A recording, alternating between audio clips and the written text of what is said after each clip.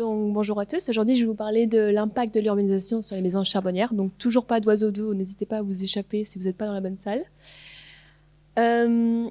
Donc, l'urbanisation, je pense que vous connaissez tous ce que c'est. C'est l'expansion rapide des zones urbaines. Donc, ça a plusieurs impacts, notamment la fragmentation des habitats, les changements dans la disponibilité alimentaire, l'augmentation de la température, des augmentations de pollution sonore, lumineuse, des pollutions dans l'air. Et ça a un impact sur la biodiversité. On observe notamment à l'échelle de la population sur la maison charbonnière plusieurs différences entre les populations urbaines et les populations forestières, avec des mésanges urbaines qui sont plus petites, plus légères, plus exploratrices et plus agressives en ville par rapport à la forêt. Elles sont également plus pâles, elles pondent plus tôt et moins d'œufs. Moi, je vais m'intéresser surtout à ces 4 traits aujourd'hui.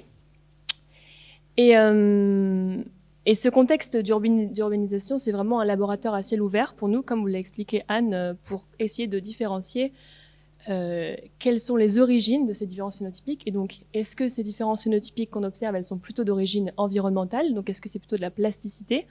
Ou est-ce qu'on est plutôt face à des divergences génétiques et donc une adaptation potentielle locale des populations urbaines à leur milieu? Donc, c'est dans ce contexte qu'on essaie de distinguer ces différentes origines de la différence phénotypique.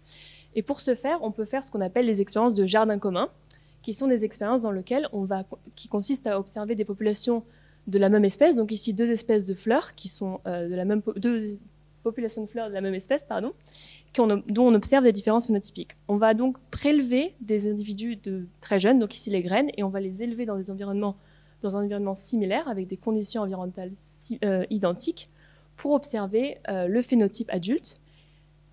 Et donc, ce qu'on va pouvoir observer, donc ici, les plantes adultes qui ont été élevées dans des conditions similaires, si on observe que les différences phénotypiques sont maintenues, donc ici, c'est le cas pour la couleur des fleurs, on va pouvoir penser que c'est plutôt d'origine génétique, puisqu'il n'y avait plus de différence environnementale dans le milieu. Au contraire, la taille ici n'est plus différente, donc ce qu'on va pouvoir plutôt constater, c'est que ces différences phénotypiques de taille, elles ont été plutôt d'origine génétique, et donc on a plus ici de la plasticité phénotypique.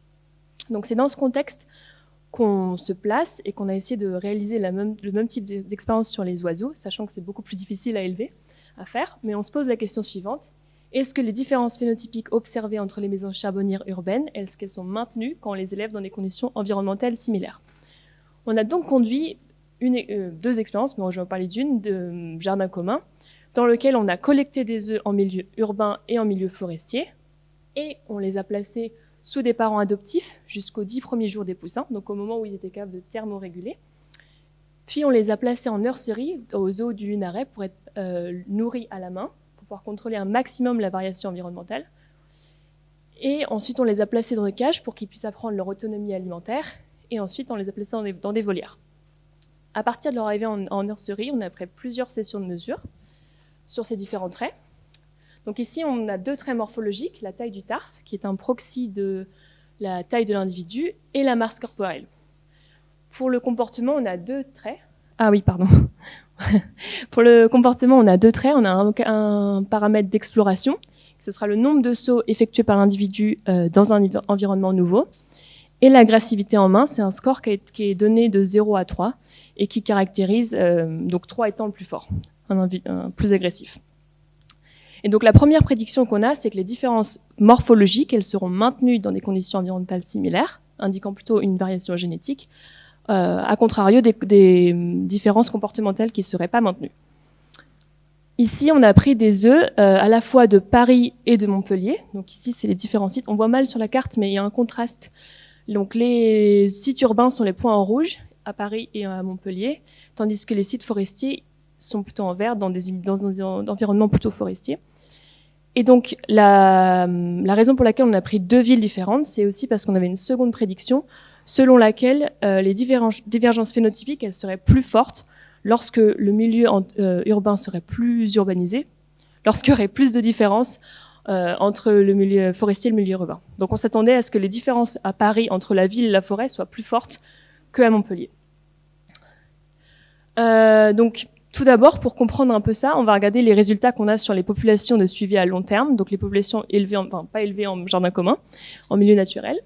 Ce qu'on observe, c'est qu'effectivement, les populations en ville, elles sont plus petites qu'en forêt, sur la taille du tarse, et ce à Paris comme à Montpellier.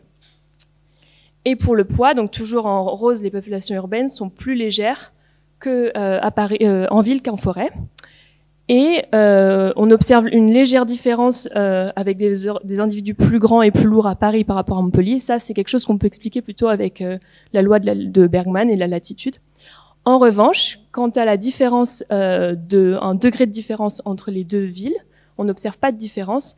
Donc il n'y aurait pas une divergence importante sur les villes et sur le degré d'urbanisation dans ces différences phénotypiques. Pour le milieu du jardin commun, cette fois-ci, ce qu'on va observer, c'est donc les individus qu'on a élevés au jardin commun. Et de manière surprenante, sur la taille du tarse, on n'observe pas de différence, voire on observe une légère tendance aux individus urbains à être plus grands lorsqu'ils sont élevés dans des conditions environnementales similaires. Et la même chose pour leur poids. On n'observe pas de différence de poids entre les individus forestiers et les individus urbains. Donc ça indiquerait plus que les différences morphologiques ne sont pas maintenues et donc elles seraient plutôt d'origine génétique. Pour le comportement, c'est la même chose. Donc là, l'exploration, on a un score, un nombre de sauts et on n'observe pas de différence statistiquement importante. Et c'est la même chose pour l'agressivité. Alors, petite chose surprenante, on observe que les oiseaux de Paris sont légèrement plus agressifs. On ne sait pas encore pourquoi. Mais donc, ça indiquerait encore une fois que ces différences, elles sont plutôt d'origine, dans l'ensemble, c'est plutôt des différences qui sont d'origine plastique. Mais alors, ces résultats, ils sont très surprenants parce qu'on se place dans un contexte où il y a déjà eu 2 expériences très récemment publiées de jardins communs. Une, donc, dans notre premier jardin commun en 2022 à Montpellier, où on observait une différence maintenue de la différence de taille de tarse, et une autre étude qui a été publiée aux Pays-Bas très récemment en mars dernier, dans lequel ils ont observé également que la différence, donc les individus forestiers restent plus grands, et ce, même sur 2 générations. Donc ça, c'est quelque chose, nos résultats de 2024, ils diffèrent complètement, et on avait un peu de difficulté à comprendre pourquoi. Et une des raisons potentielles, c'est l'effet de la fréquence de l'alimentation. Alors en fait, là, j'ai représenté les résultats du premier jardin commun, celui que je vous ai pas présenté avant, et ceux du jardin commun donc je vous ai présenté sur les oiseaux de Montpellier. Et ce qu'on observe, c'est qu'effectivement, la différence, elle est présente ici, elle n'est plus présente là.